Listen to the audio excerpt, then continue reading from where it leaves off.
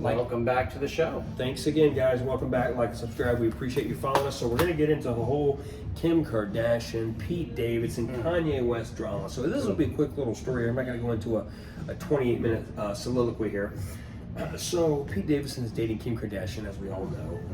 They're all mega superstars. But what was interesting that got my attention was that Kanye West is extremely depressed, extremely downtrodden. And we also saw the video a couple months ago where Kanye threatened Pete Davidson, and Kanye is also banned from Saturday Night Live, which is also interesting. What do you make of the situation? I think it's a tough situation. Are you yawning? Especially is it that boring? Is it really that boring? It can't be that boring. No, it's not. It's not boring. I was going to say, I think it's a tough situation, especially when you have family involved. It's not just so much Kanye and Kim and Pete. You got family involved. You have kids involved, and that's where things get a little sticky. Because the people who follow and like both parties, they get in the field. They get the emotions start getting pulled, and I think that nobody likes to see a broken home. A broken home, right. And then you see pictures that are promoted on the internet, and Pete's with Kanye's kids, and then it shows a picture of Kanye looking sad and depressed, and and the course tries to portray the worst case looking pictures and videos and stuff like that. But I guess my thoughts on that are I don't think it should be obviously blasted.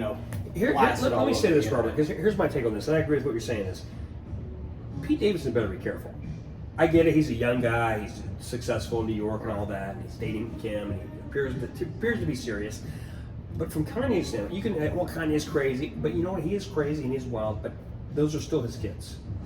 And you see this other man that you don't know, you don't like, he's tucking them in, and he's putting photos on Instagram. No.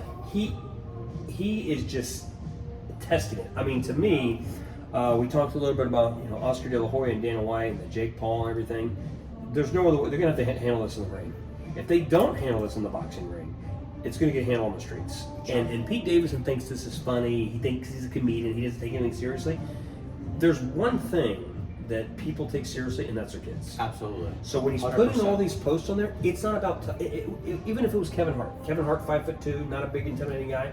It doesn't matter. Okay, you keep testing people, pushing their kids. At some point, Kim, somebody's going to snap. Somebody's going to snap, and I think it's going to be Kanye. Yeah, no, I would agree with that. Any family man, I mean, they're going to put their kids on the top of the totem pole. Right.